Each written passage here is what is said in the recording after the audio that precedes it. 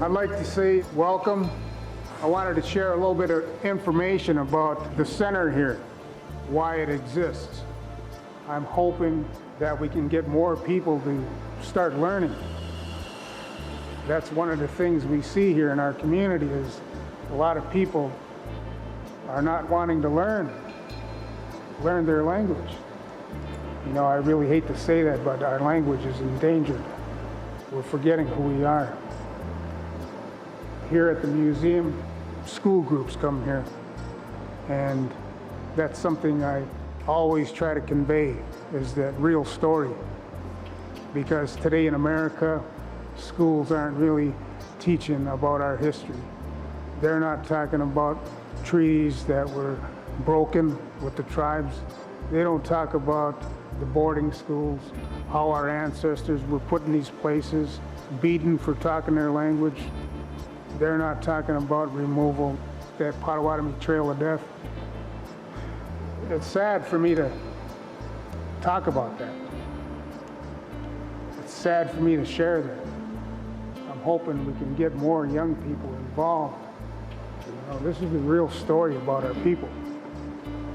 This is what this building is all about, is telling that story.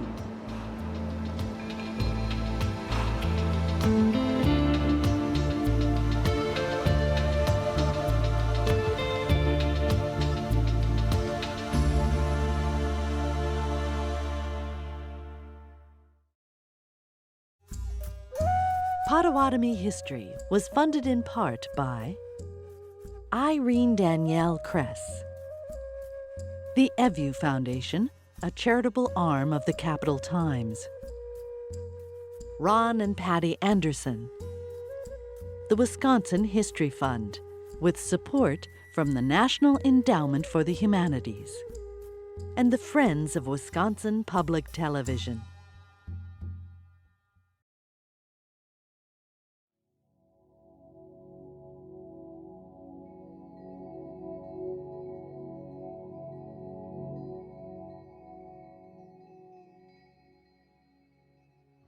Bonjour, Winsi Indigenous Cause, Maka Ondo Dam, Bodwe Wadmi and Dow, Stone Lake and Dojbia.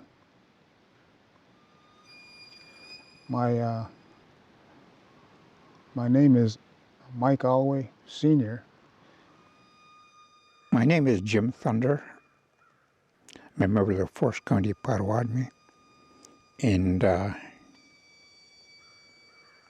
right now I do a lot of teaching of the language and other things as I'm asked to do. And talk about the history as it was told by my people. I think those of us that do that have all this responsibility. If somebody wants it, we're there. Try to be there. I thought at one point by this time I'd be actually retired and traveling. As you can see, I'm not. Part of the stories that I've been told was that at one time the Potawatomis, Ojibwe, and Ottawa, we were all one large tribe that split up in the 16th century near the Straits of the Mackinac. These old stories were passed down to me from our elders, and according to them, each tribe, when they came to be, were given tasks. The Potawatomis were to be the keepers of the fire, Bodwe. That's where our name originated from. Bodewadmi, Potawatomi. And the Ojibwe were given that task of keepers of the faith. In fact, the word Ojibwe, as we know it, refers to a term known as G-bomb, which is the spirit of you and I at the present living. The term Ottawa originally meant dawa, to sell something, or to trade something. So they were to be the people that kept the trade routes alive among the Anishinaabeg, which we refer to ourselves as the original people. All of our language is pretty close, but there are some differences. Banashe. If you're raised up speaking like I do, you can understand a lot of it, most of it. I never had to really try to learn it or anything, I just understand it. Even if I've never heard it, I know what they're talking about. And our ceremonies pretty much remained the same, except Odawa was a little bit more removed than we were because they were more dominated by the white people, and Ojibwa to a certain extent. They're a separate entity, but they still had the alliance. They called it 3 fires. As long as they're maintaining their individual fires were still together. Now, it is said that when we split up in Sault Ste. Marie, the Ojibwe traveled westward to Madeline Island, and today much of them reside in that general area. The Odawa pretty much stayed near the Straits and are now located up in Upper Michigan. Now the Potawatomi went further southward into Lower Michigan, parts of Ohio, Indiana, Illinois, and Wisconsin. And a lot of those towns that are located down in southern Wisconsin bear the names of what were once Potawatomi villages. Waukesha. In our language, that refers to a fox, which is Wakwije. Wauwatosa is another one. That's Wauwatasi, meaning firefly. A little further south is what we now know as the city of Mukwonago. Muk meaning beaver, beaver den. So there's a lot of history of our people along the western shores of Lake Michigan, all the way up towards Washington Island. At one time that was called Potawatomi Island. According to some of our elders, they still go up there and collect medicines up there. But our history seems to be difficult to talk about at times because of the removals that were made back then. 1837, I believe, when a lot of tribes were being moved westward. Some moved into Canada. They kept going northward. And during that removal, too, it is said that some Potawatomis went southward. They kept going south. And today they live among the Mexican Kickapoo Indians. The Trail of Death. My great-grandfather was on that march. And as they were being forced out by the government, the removal policy of Andrew Jackson,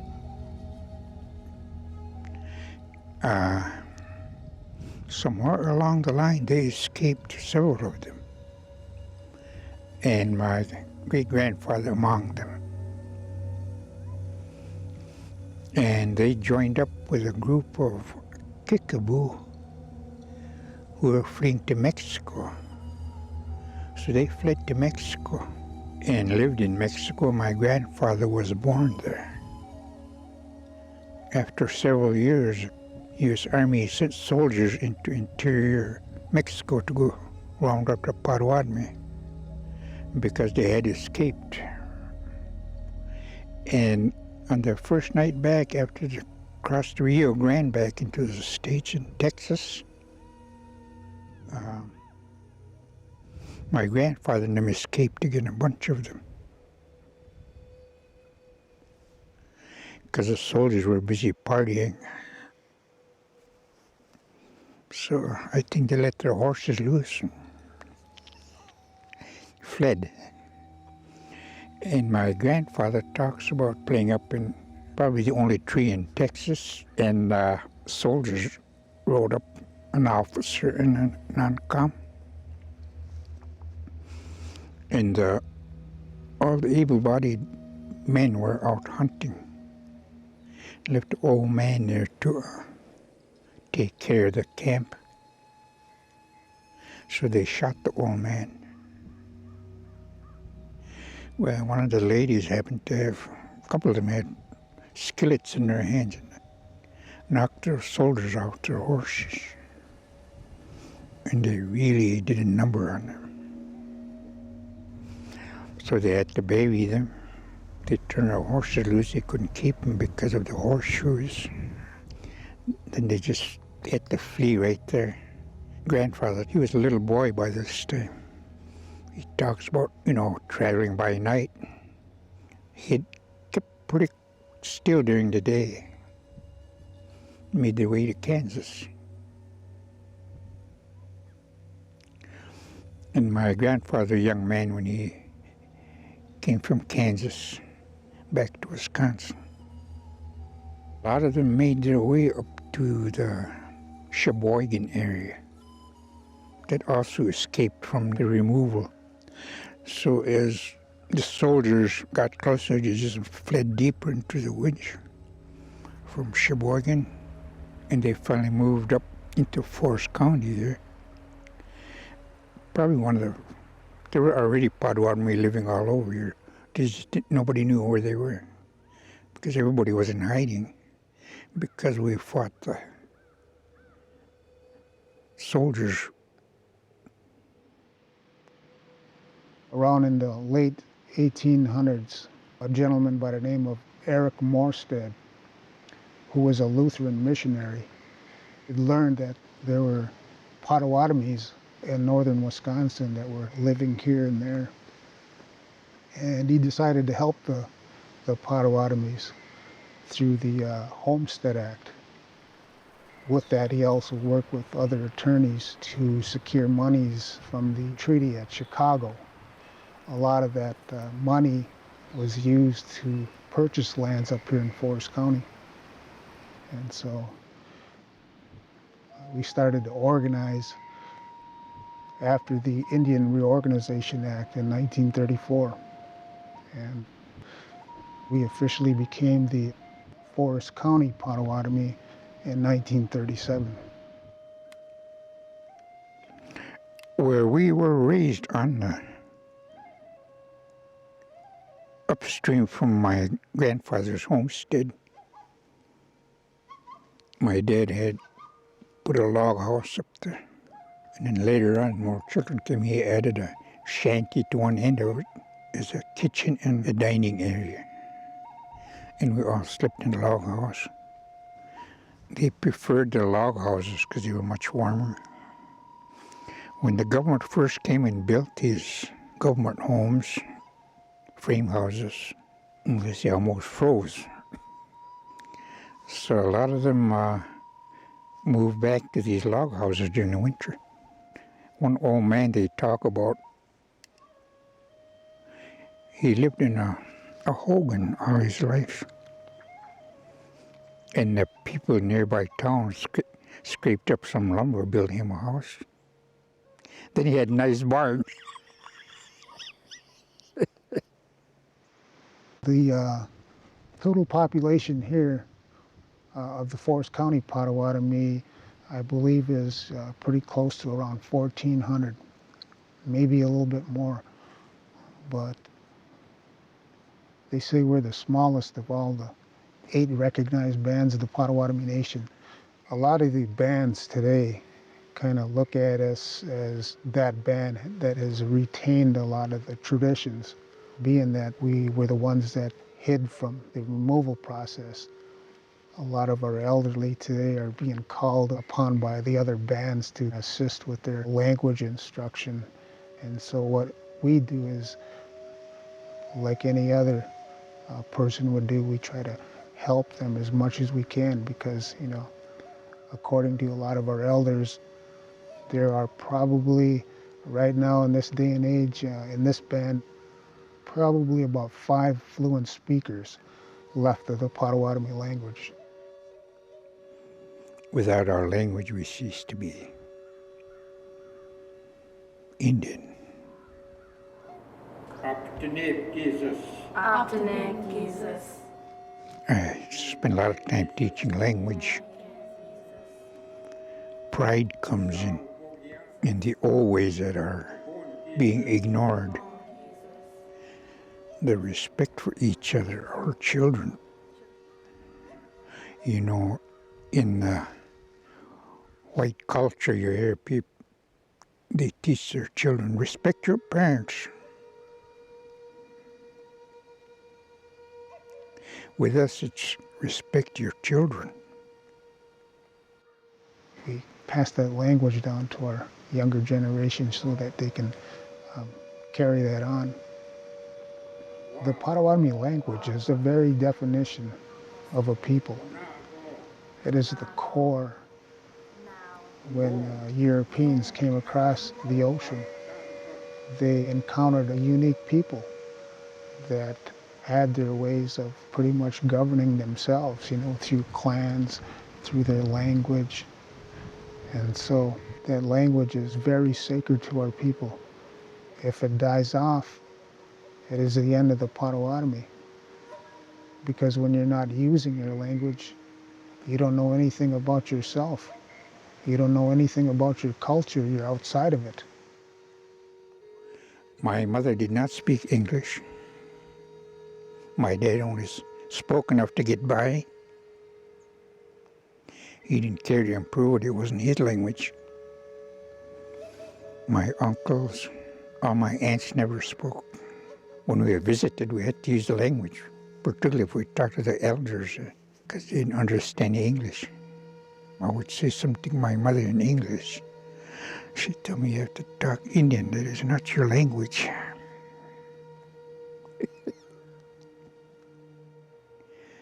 There's a lot of things getting in the way nowadays, even for us. In the ceremonies, we try to keep alive. Again, that's part of being Potawatomi, the ceremonies. And the biggest part is that listening so you can learn. With the addition of the museum, which was built around 1998, it provided a means for our community to kind of get together more. A place where a lot of people can come together and learn about the old crafts that were back in the day, We have worked with several people to bring black ash basket making back into the community, and we've had various classes there on flute making, working with copper, beadworking techniques. There's a lot of things that we have lost. The great bulrush. I've seen those mats and the bags they made out of. My mother, she said they cut it with a scythe, laid it out on the shore to turn color to yellow. Then they were able to pound it and separate the fibers that they used to make these mats and bags. She said it was a long time ago that she remembers doing that. But I didn't quite ask her what the process was into doing this. And then there's another one called moose wood. It's also called leatherwood. That it's really strong. You can take a little piece like that, you'll never be able to break it by then. I've showed some people my people that here, they were unaware of it. But this is what we learned because of living way back out in the sticks. In every family there are stories, and all of those stories are meant to be shared. Last year we had hosted wintertime stories here.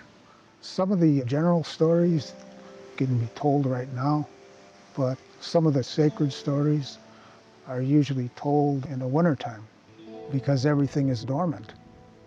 Our grandmother Earth, Kokmiskinan, we say, is sleeping. And so some of them sacred stories are told during the moon of the Big Bear, Chamkogises, or February, Makogises. And we had a lot of our elders come in and talk about those in the language. And one of the unique things is that after the story in Potawatomi, they shared it in English. It gave those people in attendance that opportunity to actually think about what they were talking about. So that cultural center and museum, that is an avenue today for our community members to kind of get back. It creates also that ability for not only our tribal members, but that place where local people are given that chance to learn more about our history, because I think in the past there's been so much controversy and racism that we had to live through. I remember back as a child attending a local school here in Crandon that it was very difficult. You know, there was absolutely no understanding or no knowledge of our history or anything like that. The impact of Indian gaming created a better life for a lot of tribal members. I know that there are things in the past that we wish we could have done, and now we're able to do it. You know, we have a natural resources department. They're actually monitoring our wolf population within the reservation boundaries. We have them also, monitoring these waters here and ensuring that, this is going to be available for the next generation. Just when you start thinking that's odd lost, then you get people who are really interested in a lot of these things. Ceremonies, our language. My mother told me that once we lose a language, we cease to be Anishinaabe, which is Indian. And then she said the Creator looks down here when we do a ceremony to hear us speak our language. When he no longer hears that language or see moccasin tracks, then he will think about ending the world again. Our elders are doing what they can to ensure that, what they leave is going to be picked up by some of our younger generation. Get back to teaching the history, the culture of our people, focus on a lot of the old ceremonies. And our belief why the Potawatomi were given that task of keeping that fire was that a lot of the ceremonies include that sacred fire that's built. Some of the old people, I heard them talk about that spirit that's within that fire there. And they refer to that spirit as Shkodanesi, the fire spirit. One who tends a fire is known as Bodawao Nene. And that's always been within our families that have carried on that tradition among our people. And the social powers you hear advertised all over. People with their moccasins are still making moccasin tracks. So that has a purpose. That's what my mother told me when I asked her why they were doing that. So I never seen that done when I was growing up. It was all ceremonial. She told me it has a purpose now because that's when young people and everybody wear their moccasins and dancing around. And the Creator looks down. Well, they're still down there.